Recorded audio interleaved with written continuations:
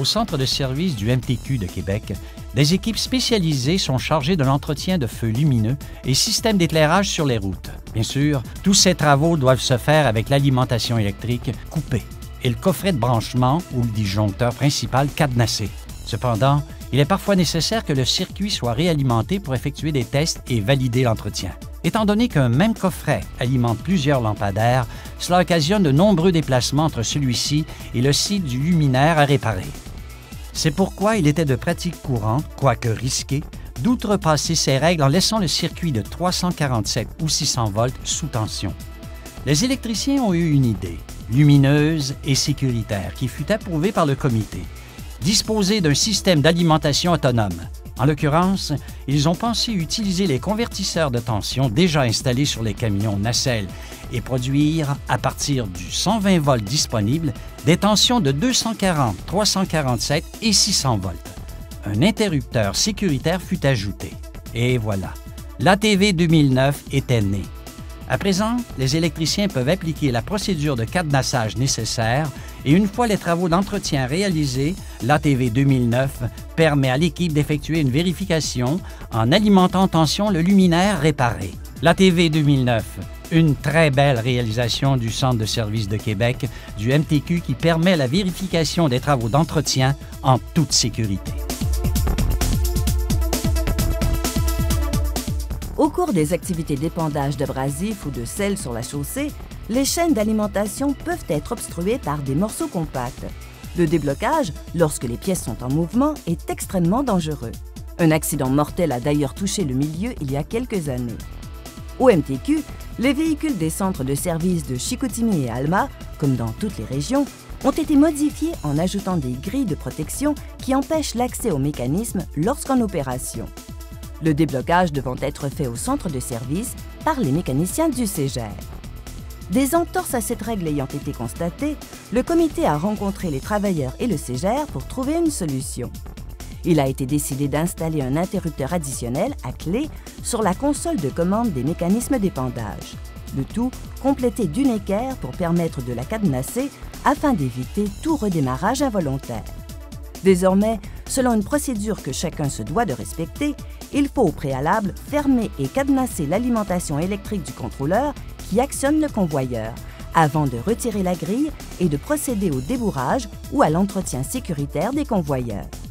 Une idée simple et efficace, résultat d'un beau travail d'équipe au CSS du centre de service et de l'atelier du MTQ de Chicoutimi, qui sera sûrement reprise dans d'autres régions du Québec.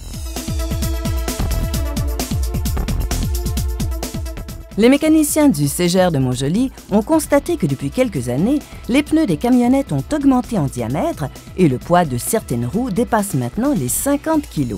Leur manipulation, surtout lors des changements saisonniers sur l'ensemble de la flotte, est devenue un travail au cours duquel les malaises au dos sont plus fréquents et sérieux. Suite à une réunion d'atelier qui portait sur la problématique, le comité de santé et sécurité de la zone du Bas-Saint-Laurent s'est concerté pour trouver une solution permettant une manipulation plus aisée et sécuritaire. L'ingéniosité de Daniel Drouin, répartiteur de Montjoly, fut alors mise à contribution pour développer un équipement composé d'une potence, d'un treuil électrique et surtout d'une pince, permettant de porter les pneus tout en les faisant pivoter à l'horizontale comme à la verticale, de la machine à démonter jusqu'à celle pour balancer. Le palan à pneus était né. Désormais, le déplacement des roues est chose facile puisque c'est le palan à pneus qui fournit le pivot et l'effort. Une belle invention du Cégep de Montjoly qui contribue à améliorer le bien-être des mécaniciens lors de ces manœuvres répétitives.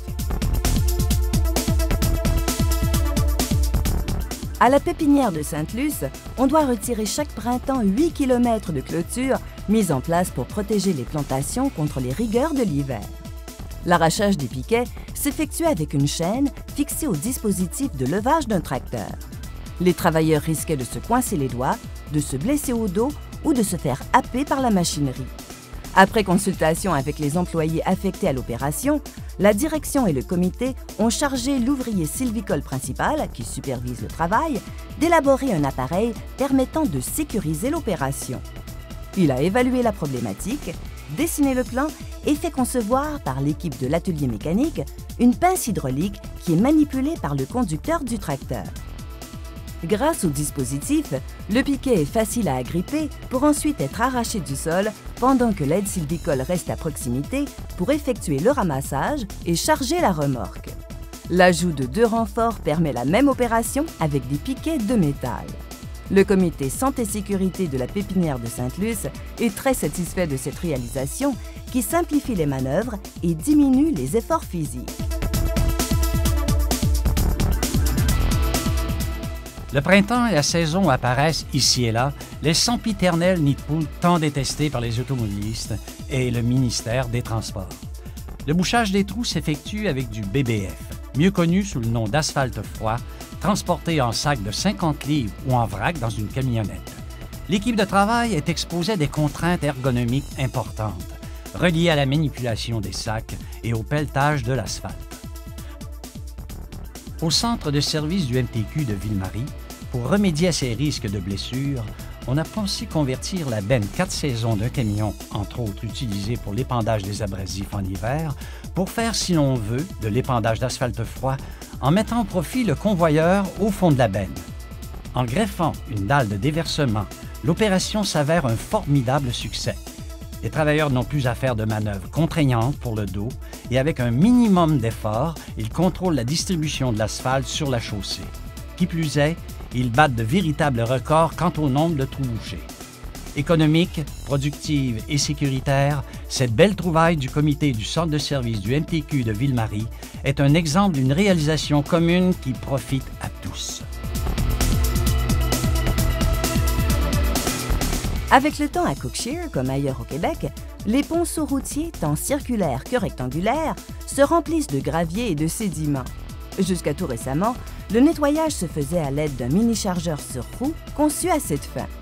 Malheureusement, les travailleurs devaient adopter une position de travail courbée très contraignante pour le dos, tout en étant exposés à des contaminants chimiques produits par les émanations du moteur. La mise en œuvre des procédures de travail en espace clos était alors requise. L'équipe impliquée et le comité de santé du centre de service du MTQ de Cookshire se sont penchés sur le problème en s'inspirant d'une méthode mise au point par la direction de leur région afin de concevoir une pièce d'équipement destinée à faciliter le travail. Baptisée le dragueur de ponceau, cette cage en acier, ouverte aux extrémités, s'imbrique dans celui-ci. Les travailleurs tirent le dragueur d'une extrémité à l'autre afin d'extraire du ponceau les sédiments et morceaux de roche accumulés. L'utilisation de cet ingénieux dispositif s'avère un franc succès. Et désormais, au MTQ de Cookshire, le nettoyage se fait en toute sécurité en ayant éliminé les problèmes à la source.